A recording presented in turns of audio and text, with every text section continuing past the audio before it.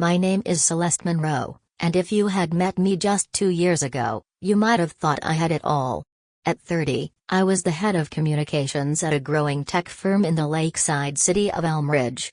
I owned a charming brick townhouse on Sycamore Lane. I had a husband, Everett, who turned heads with his easy charm and wide smile. We were the couple that neighbors waved to, the ones that showed up to holiday potlucks with coordinated outfits and store-bought desserts disguised as homemade. But the truth? The truth was quieter, harder to explain, and far more dangerous. It's easy to fall in love with a story you want to be true. I told myself Everett was loyal because he checked in often. That he was proud of me because he'd brag about my career to his friends. That his closeness to his mother, Margaret, and younger brother, Jude, was sweet, even admirable. I told myself all of this until the stories began to unravel thread by thread. Everett and I met at a local charity fundraiser. He was witty, warm, and attentive, at least back then. We fell into a fast romance that felt like something out of a movie: Sunday brunches, weekend getaways, spontaneous gifts. Within a year, we were married in a garden ceremony under maple trees, with Margaret beaming in the front row and Jude cracking jokes from the groom's side. The first few months of marriage were smooth. We went out for dinner every Friday, hosted game nights, and spent lazy Sundays in sweatpants watching documentaries. His mother would visit often, sometimes unannounced, and though it made me uncomfortable, I brushed it off. "That's just how she is," Everett would say. "She means well." She always greeted me with the same careful warmth. "Oh, look at you, working so hard. All that ambition, must be exhausting." It sounded like a compliment, but never quite landed that way. Still, I tried. I attended family dinners, smiled through conversations where I was talked over or subtly corrected, and listened while Margaret critiqued every woman in the family. She called it honest concern, but it felt more like masked cruelty. I assumed I was just being sensitive. After all, Everett never said anything. And Jude? He followed Margaret's lead like a loyal understudy, laughing at her jabs, echoing her opinions. Then came the first crack. One New Year's Eve, at Margaret's house, I stepped into the kitchen to grab more champagne. As I approached, I heard Margaret's voice, low and biting. "She really thinks that thrift store blouse makes her look professional. Poor girl, trying so hard to be one of us." Laughter followed. Jude's. I froze. My hand gripped the counter, the bottle of champagne still dangling from my fingertips. They weren't talking about a stranger. They were talking about me. I slipped out quietly, the bubbles suddenly too sharp in my throat. That night, Everett noticed my silence. "What's wrong?" he asked, pulling off his tie. "I overheard your mom talking about me. And Jude." They were laughing. He sighed, already turning away. "They joke about everyone. Don't take it personally." But I did.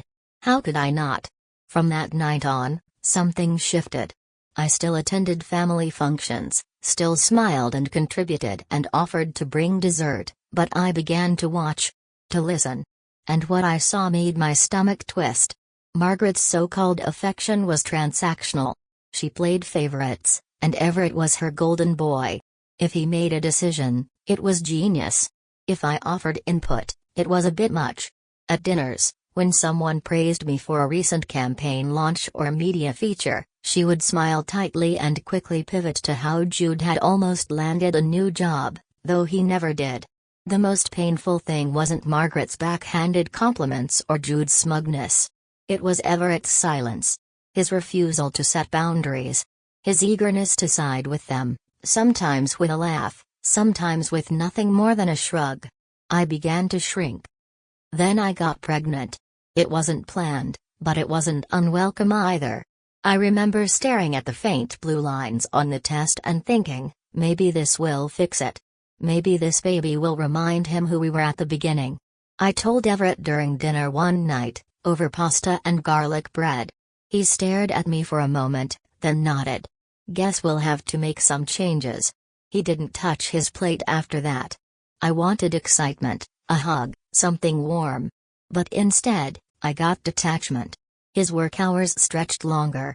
His visits to Margaret's house increased. He didn't ask about appointments.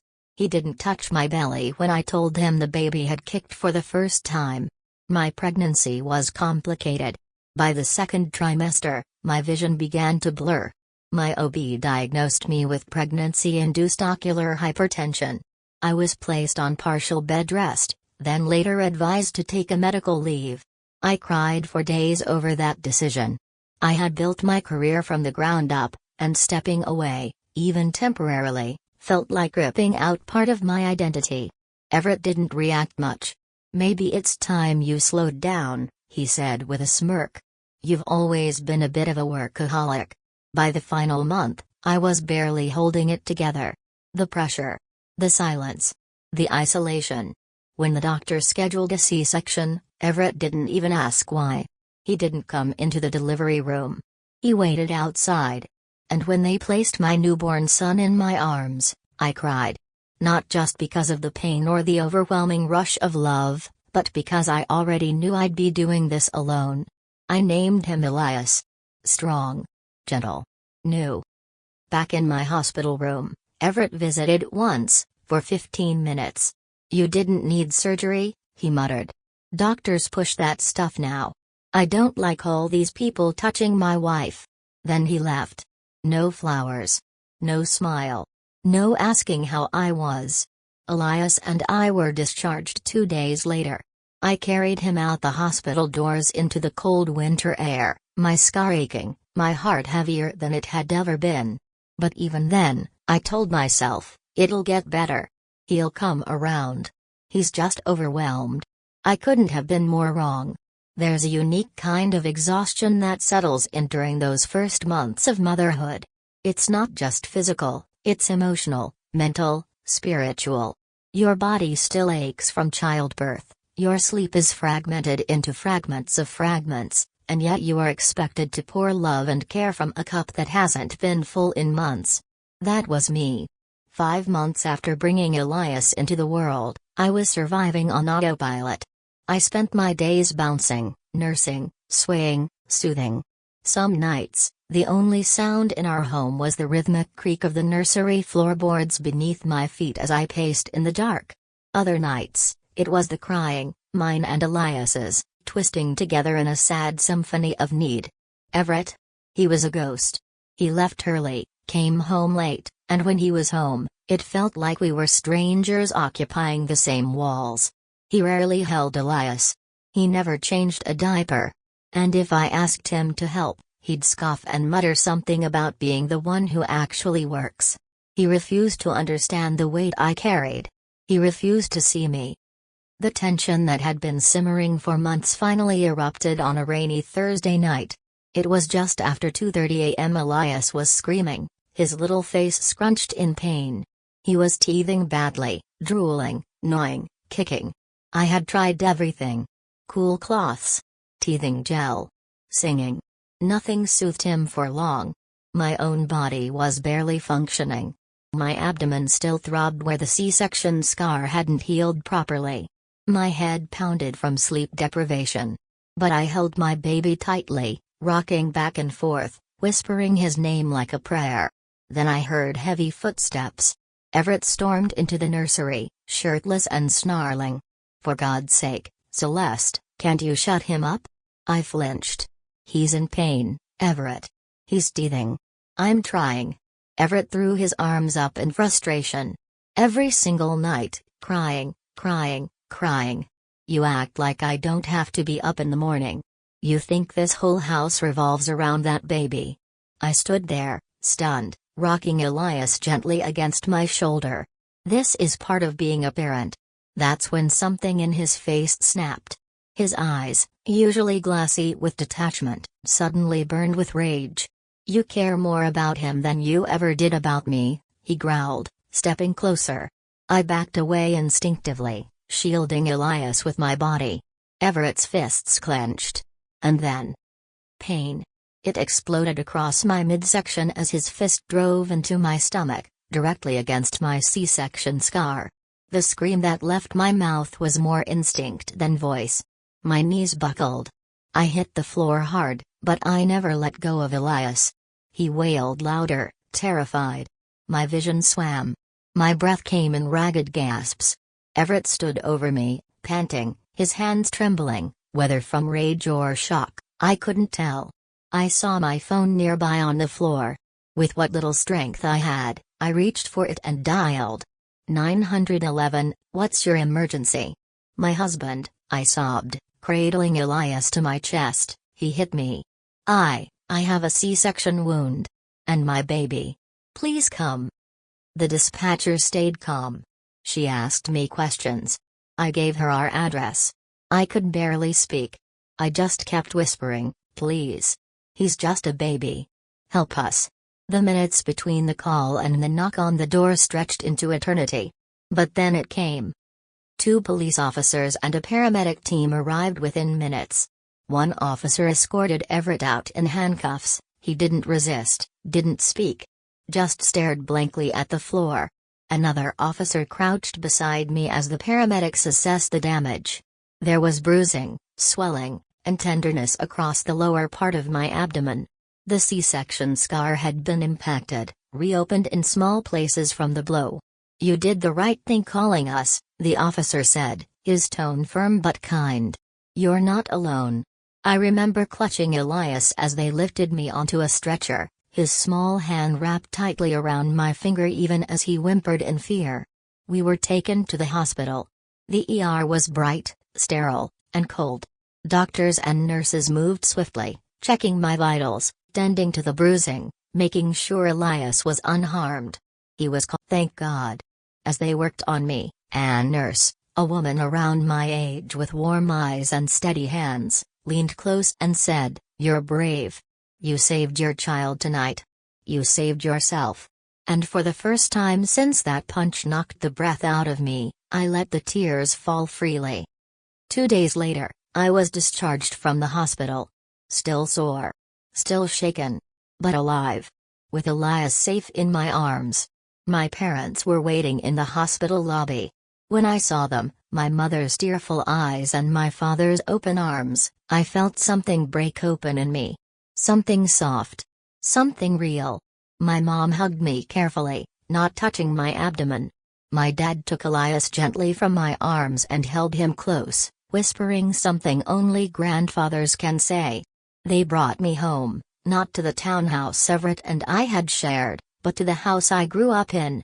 A modest, 2-bedroom cottage on a tree-lined street where the windows always smelled like cinnamon and where the silence didn't feel dangerous. That night, as Elias slept soundly beside me in a borrowed crib, I stared at the ceiling and made a decision. I would not let Everett walk away from what he did. Not to me. Not to our son. The next morning, as sunlight filtered through the curtains of my childhood bedroom, I woke to Elias's soft cooing. He was smiling, gumming a plastic ring toy and kicking his feet against the mattress. His resilience amazed me. After everything, after the violence, the chaos, he could still find joy in something as simple as morning light. But I wasn't smiling. Because I knew it was time to fight. Not with fists or rage. But with truth. With evidence. With the kind of calm, determined strength that comes from having nothing left to lose, and everything left to protect. I sat at my parents' dining table in my pajamas, Elias on my lap, and opened my laptop for the first time in weeks. The screen felt foreign. Like touching the past. But this time, I wasn't logging in for a campaign or a meeting. I was there to start over. I found a local family law attorney with strong reviews and a reputation for handling domestic violence cases. Her name was Monica Reyes. I filled out a consultation form and within 24 hours, I was on the phone with her. Monica had a calm, steady voice, the kind that didn't flinch at messy details. She didn't interrupt, didn't rush. When I finished telling her what happened, she was quiet for a moment. "Celeste," she said, "you have every right to be angry. But more importantly, you have every right to be safe. And so does your son. We'll file for divorce immediately. Full custody, emergency protection order, and, based on what you've shared, criminal charges as well. Her clarity was like oxygen. By the end of the week, the process had begun. The petition for divorce was filed in Elmridge Family Court. Monica helped me request an emergency custody order and filed for exclusive ownership of the house, citing the fact that I had made all mortgage payments from my income. My financial statements were solid. Every check, every payment, it was all in my name. "I want to press charges," I said firmly, during one meeting. "He assaulted me while I was holding our child. He didn't just hurt me, he endangered Elias." Monica nodded. "We'll file in criminal court too. The evidence is strong, records, photos of your injuries, and the police report from that night. The state will most likely pursue felony charges." I was exhausted. Still healing. But underneath all of it, something new was growing inside me. Fire. The fire to take back what had been stolen, my voice, my safety, my future. Over the next few weeks, my life became a blur of court forms, scheduled hearings, and sleepless nights. Elias still needed constant care, and my parents stepped in selflessly. My mother rocked him during phone calls with the lawyer. My father bounced him on his knee while I reviewed affidavits. The warmth of their home was a contrast to the cold system I was now navigating, but I kept going. Then came the first family court hearing. Everett didn't show. He sent a lawyer in his place, a man who tried to argue that Everett was stressed and adjusting to parenthood, undeserved partial custody and half the house. But Monica came prepared. We submitted medical records from my hospital stay after the assault. Photos of the bruising across my stomach and healing C-section scar. A detailed timeline of events, including our financial documentation. The 911 recording from that night. The judge reviewed the files slowly, methodically.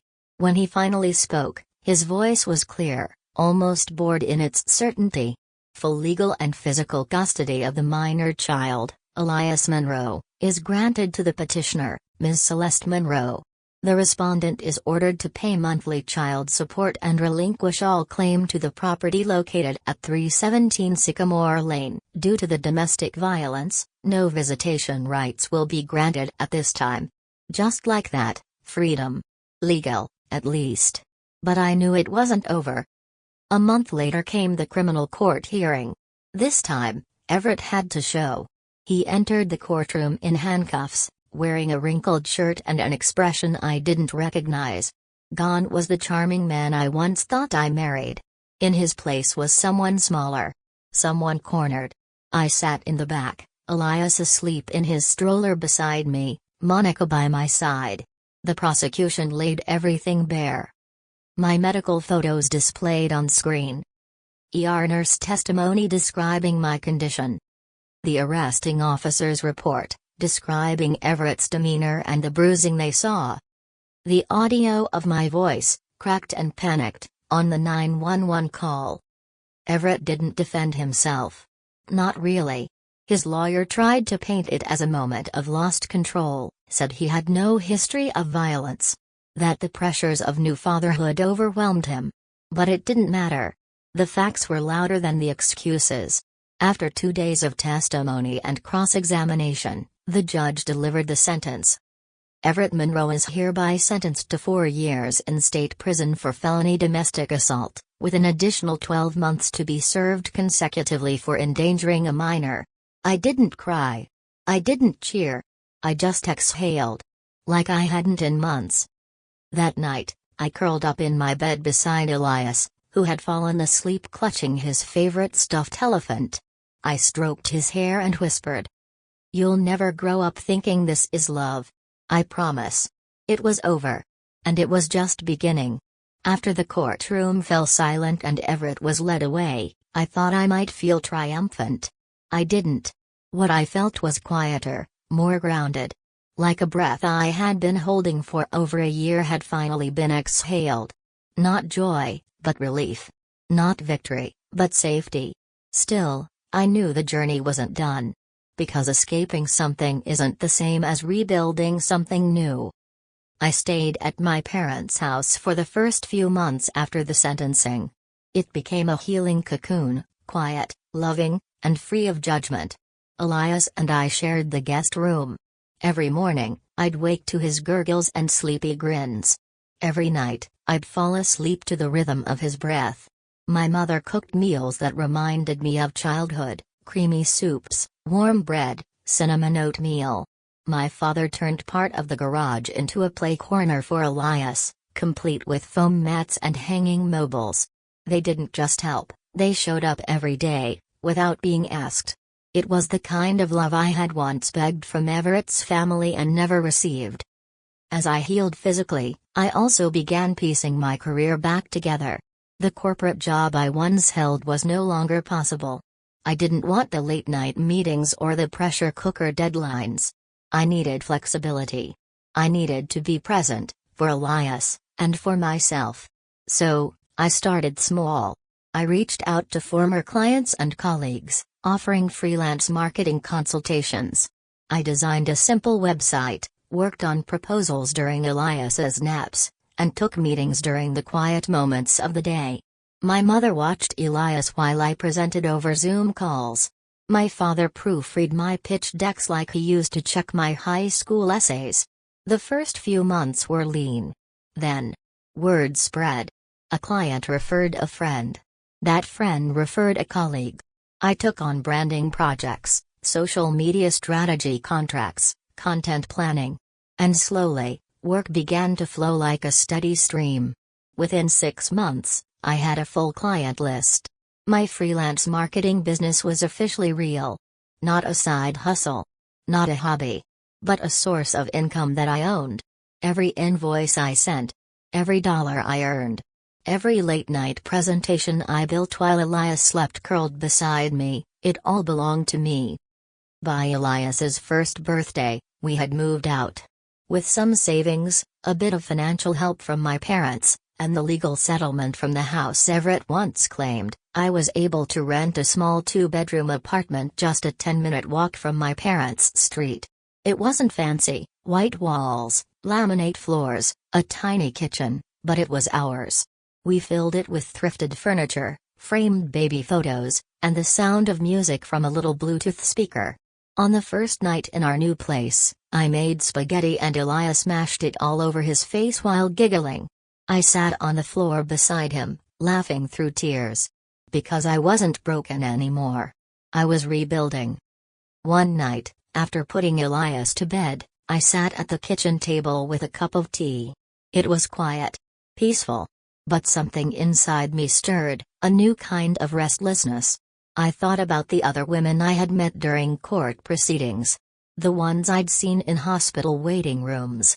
The ones who messaged me after I told my story on a private support forum online. Women who didn't have the support I had. Who were still trapped. Who still thought they were the problem. I opened my laptop. And I began to write. At first, it was just a blog. I titled it Celeste Rising. I didn't advertise it or share it on social media. I didn't attach my full name. I just poured my heart into it, entry after entry. I wrote about the night in the nursery. The moment on the hospital stretcher. The courtroom. The first time I changed a diaper with shaking hands. The way Elias smiled in his sleep. It was raw. Honest. Unfiltered. I expected silence. But what I got was an avalanche. Emails. Messages. Comments. I thought I was the only one. I'm still with him. I don't know how to leave. Your story gave me courage. Do you know a lawyer in Ohio? Can you help me? I was overwhelmed. But more than that, I felt a calling. With help from a local women's rights nonprofit, I formed a small organization, Elias Hope. Named after the little boy who saved my life by simply existing. We offered 3 things. Legal resource connections, a database of trusted attorneys specializing in domestic abuse cases across different states. Emergency relocation support, partnering with shelters and sponsors to help women find a place to stay. Emotional guidance, weekly virtual meetups, led by therapists, survivors, and legal experts. We started small. 6 women on a Zoom call. Then 12. then 24. I didn't have all the answers. I wasn't a therapist. But I had survived. And sometimes, that was the most powerful thing I could offer, proof that survival was possible. A year passed. And Elias grew. He learned to walk, wobbly and fearless. He said his first word, up. He threw spaghetti with impressive distance and danced every time music played, whether it was lullabies or my old 2000s playlists. On his second birthday, we held a picnic at the local park. My parents were there. So were 3 women from our first Elias Hope Circle, now safe, independent, and rebuilding. As Elias blew out his candles, I looked around and realized something. I wasn't just surviving anymore. I was living. That night, after the guests had gone and Elias had fallen asleep with icing still on his cheeks, I opened my laptop again. There was a new message from a woman named Nadia. I don't know where to start. I have a 6-month-old. I'm scared. Can you help me? I replied. You've already started. You reached out. And yes, I can help you. You're not alone. Then I whispered the same promise I made the night I left the hospital. Elias, you'll never grow up thinking this is love. You'll grow up seeing what real love looks like, kind, fierce, and free. And I meant it. The morning of Elias's 3rd birthday began with sunlight pouring through our small apartment window, casting golden stripes across the hardwood floor. He stood barefoot in his dinosaur pajamas, his cheeks still chubby with sleep, holding his favorite toy truck in one hand and asking, "Can we have pancakes now?" We could. We did. And in that simple moment, mixing batter in our tiny kitchen, music playing low from my speaker, Elias humming to himself, I realized I had created exactly what I once feared I'd never have: peace. But more than that, power. Not power in the traditional sense. Not money or status or fame. No, this power was something deeper. Something quiet and unshakable. It was the kind that came from taking back your own life, one scarred step at a time. Elias had no memory of the storm we walked through together in those early months. He didn't remember the nights I cried into his onesies or the courtrooms where I held him on my lap like a shield and a lifeline. But that was okay. What mattered wasn't what he remembered, it was what he saw now. He saw a mother who laughed. A mother who worked from home in her slippers and built presentations while he stacked blocks beside her.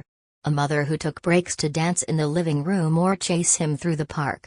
A mother who once broke, yes, but who rebuilt herself stronger. And he saw something else, too: community. Elias Hope had grown faster than I expected. What began as a modest blog and a handful of Zoom calls had become a recognized grassroots network. We weren't a major nonprofit, and we didn't have a huge budget, but we were real. We had volunteers. We had lawyers and social workers and survivors turned advocates. We had courage. We created downloadable safety plans. Shared directories of local shelters. We launched a 24/7 online chat staffed by trained survivors. We even partnered with a few women's legal aid centers across the country to expedite emergency protection orders. And slowly, word spread. One by one, women found us. One by one, we helped them leave. I'll never forget the day I met Sienna. She showed up to one of our in-person workshops in Elm Ridge, a baby on her hip, a bruise still faintly blooming along her jawline. She didn't speak at first, just sat in the back, clutching her diaper bag like it was armor. When the session ended, I walked up to her. Gently. Quietly. "First time here?" She nodded, eyes glistening. I handed her a business card and said the same words I had typed to dozens of others. "You've already started. You reached out. That's enough for today." We helped her find housing that very week. 3 months later, she emailed me a photo of her and her son on a bus, smiling for the first time in what she said felt like forever. The subject line just said, "Free." That word stayed with me. Free. It's what I had been chasing without even knowing it. Not just freedom from Everett. But freedom from fear. From silence. from the belief that I had to be small to be safe. A few weeks after Elias turned 3, I received an invitation from the Elm Ridge Women's Coalition. They were hosting an annual Voices of Resilience event. They wanted me to speak. I hesitated at first. I had never told my full story in public, on a stage, in front of strangers. Writing about it felt safer. More distant. More controlled. But something told me it was time. So I said yes. The day of the event, I wore a simple navy dress. No heels. No makeup beyond mascara and lip balm. Just me. Elias sat in the front row between my parents, holding a juice box in one hand and his stuffed elephant in the other. My mother gave me a small thumbs up as I approached the microphone. My father smiled with quiet pride. I looked out into the room. It wasn't packed, but it was full. Full of women who knew pain. Full of daughters, mothers, sisters. Full of faces that reminded me of who I used to be, and who I could still become. And then I spoke. I didn't read from notes. I just told the truth. I told them about the night in the nursery. About the hospital. About the courtroom. About starting over with a baby and a broken heart. About pancakes in small kitchens and first birthdays in backyards and answering emails in pajamas. About creating something new from the ruins of something cruel. I told them about Elias' hope. And I ended with this. We are not broken because we left. We are whole because we did. Our pain does not define us, but our healing? That's where the power lives. The room was quiet for a heartbeat. Then applause. Not thunderous. Not loud. But long. Steady. Real. After the event, a woman approached me in the hallway. She looked to be in her late 20s. No visible bruises. No tears. Just a hollow look in her eyes that I recognized instantly. Thank you, she whispered. I don't even know where to start, but you made me believe I could. I placed a hand over hers. You already started. A few months later, I signed a lease for a new space downtown. A small office for Elias' Hope. Nothing fancy, just 2 rooms, some donated furniture, and a plaque on the door that made me cry when I saw it. Elias' Hope, a safe start for every mother. We painted the walls soft green. We filled the shelves with baby formula, books, and legal guides. We hung framed letters from survivors who had walked through our doors and left stronger.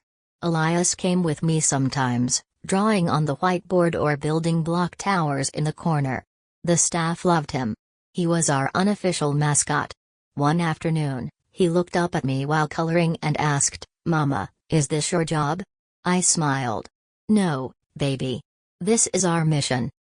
Now, as I sit in my office, watching the sunlight stretch across the floor, I think about how far we've come. From bruises to blogs. From nursery floors to nonprofit doors. From silence to speaking up. This is what healing looks like. It's not neat.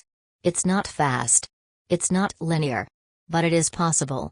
And it is worth it. Every minute. Every tear. Every step. I close my laptop, walk to the play area, and scoop Elias into my arms. "Ready to go home?" I ask. He nods, wrapping his arms around my neck. And as I carry him out into the world we're rebuilding together, I whisper to myself one final truth. We made it.